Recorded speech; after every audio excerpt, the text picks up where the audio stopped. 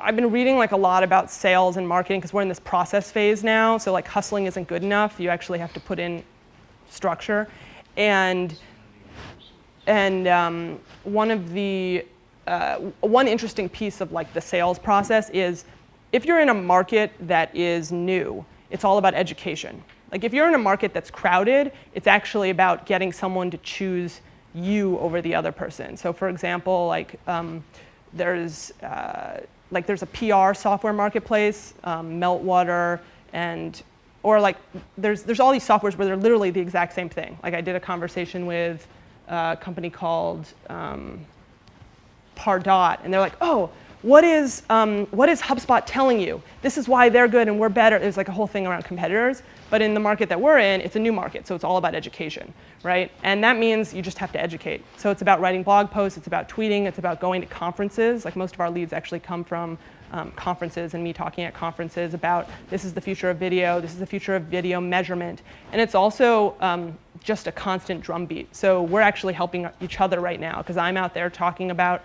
the power of video, the power of YouTube, the fact that all these people exist. You're out there talking about the same thing, and as more and more people sort of join the party, it'll only get easier and easier.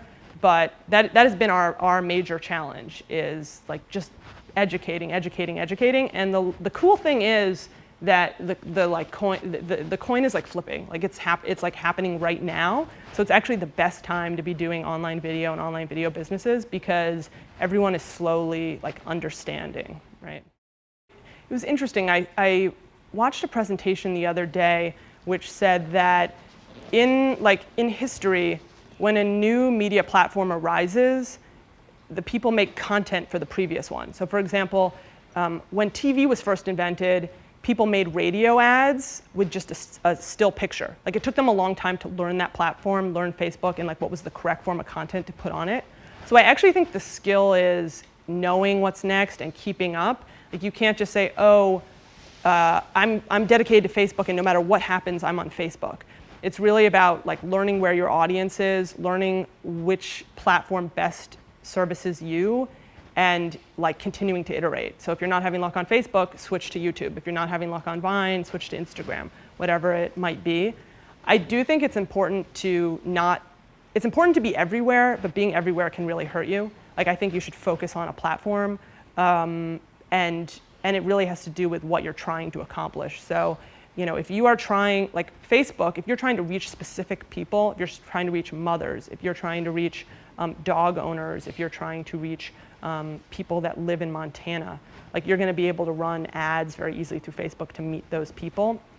If you're trying to be on every manicure video in the world with an advertisement, YouTube is an awesome place for that. There's tons of nail content, tons of style videos, and that might be the place for you. So it's really about understanding like who you're trying to reach and where do they live, and then making sure that you have, you know, a house in that neighborhood. Wait, I already got you. Yeah. One more, and then I'm coming back to you. Okay, so I love Facebook ads for testing stuff. Yeah. The only thing is I wonder, like when I'm actually doing an A versus B ad, is it messing with kind of like the grading aspect? Because like for example, for you really like starting out, not sure which exact grading tactic I want to use for it yet. And I guess I just want your thoughts on, you know, how to test without alienating like if one works versus the other. Yeah, I think unless you're trying something that's like, you know, murder all cats, like something that's like really off-brand, I wouldn't worry about it too much. Like I don't think you're going to be alienating people in that way. But you bring up a good point that it's very targeted. So for example, I'm friends with the guys that started AuraBrush. Do people know AuraBrush? It's like the tongue cleaner, and it was like one of the first businesses that was launched on YouTube and saw crazy success on YouTube. And since then, they've launched Poo-Pourri, which I don't know if people saw that one. Yeah, yeah. And so that is really about like canvassing awareness, like less like targeting specific populations, but just, hey, I want everyone in the world, I'm gonna run this everywhere, I'm gonna make a viral video. Same with like Dollar Shave Club or people who have like launched their businesses through video, which obviously I really believe in because I believe in the power of video. If you can make a video that that perfectly tells your story and gets people excited about it, then I think you don't do something very specific. You like go for the broad thing and you blanket everybody and you try and get people to click through and buy.